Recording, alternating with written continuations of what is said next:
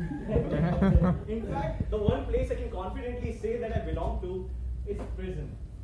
I, I went to my mom asking her about if she could suggest me a speech for a theme for my icebreaker speech. To which she said, "Why don't you talk about your criminal record?" Maybe every mother thinks about their child the same way, but mine did. And I took her advice, and it turns out that I have done indeed some crimes. I once stole 10,000 rupees from her purse. Those were 100 notes of 100 rupees. I took all of them in my hands, went to the shop, and I asked him to give me one sketch pen. So he said, one packet? No, I don't know, one sketch pen, red color.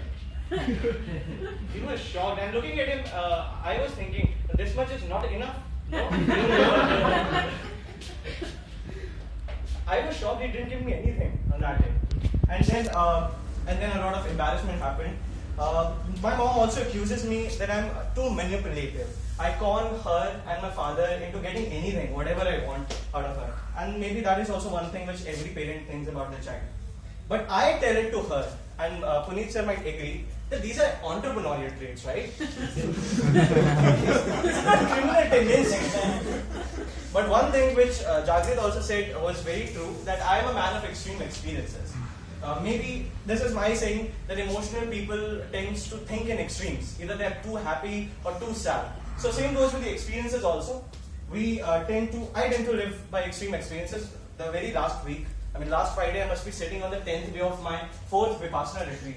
For those who have heard about Vipassana, you might know it's a very extreme thing. It's a silent retreat where you stay quiet for 10 days in a row.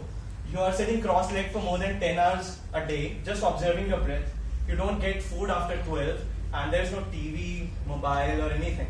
And I've done it 4 times, and I'm pretty comfortable with the experience. So pretty extreme with those things. And I'm also extreme when it comes to talking. I talk a lot. Also, last year an amazing thing happened. I earned some 2 lakh rupees in teaching an international kid in a gig, which is a great thing for a 19-year-old. He gets to earn a bit, put it in his pocket, and to spend it on his own terms. It tells you about the value of money, and it does not bias your decisions which are about to come in your life. You know how much important it is and how much not important it is. And a great experience I had was to fall in love, be the Veer of Veer Zara, and to make all of the sacrifices, and to be unreasonable, take it to a different extreme, fighting everybody, destroying your image, and then also to watch the person leave very recently, and then to face all the tremors of the heartbreak. Toastmasters being one of them. So I'm a man of extremes. That's what I was saying. I have seen academic highs as high as 97, 98 percentages, and as low as not getting a single DU seat even after running to every DU college and looking for every course, even Sanskrit. I have seen social limelight to its very best. I've seen crazy attention of people when I was a head boy of the school in my last year, and just the next year when I dropped, I didn't take any coaching, so I was sitting at home, not talking to anybody for 1 year in a go. So pretty extreme experiences in that way. And also with weight gain also, I was 55 kgs 2 years back. A few months ago I was 85 kgs, which is 30 years of gain in 2 years. Almost taking out a baby out of me. More than a baby, maybe a person out of me. And now I'm 75 kgs working out. So all of these experiences are amazing. But people come to me and say, why these crazy experiences? You're just a boy, just 20 years old. To which there is a reason. There is an experience which I have not shared with many people. And this is perhaps the best day to do it with you. I have not been to a single marriage in past 7 or 8 years.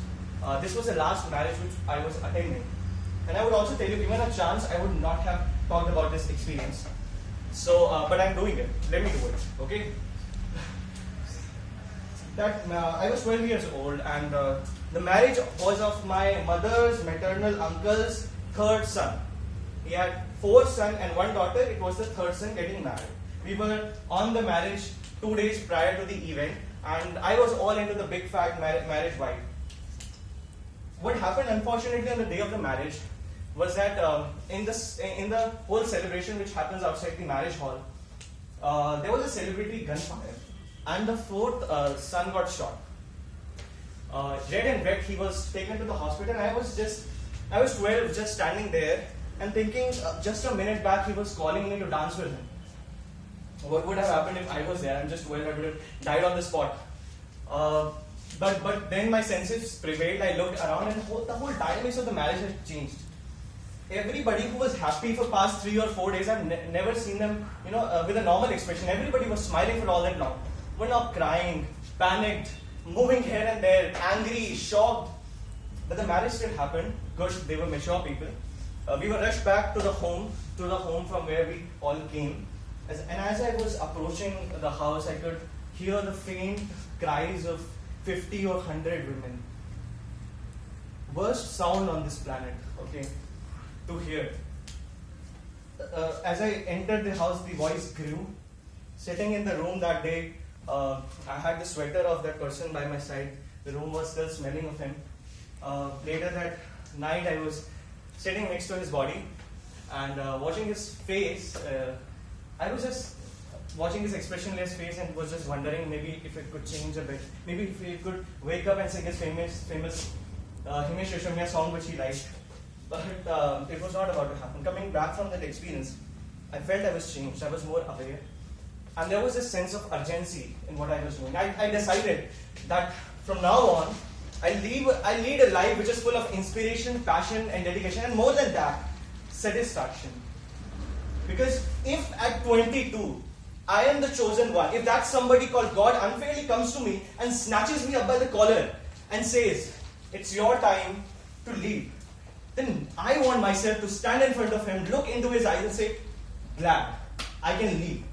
Because I am already standing on the edges and I'm not scared anymore.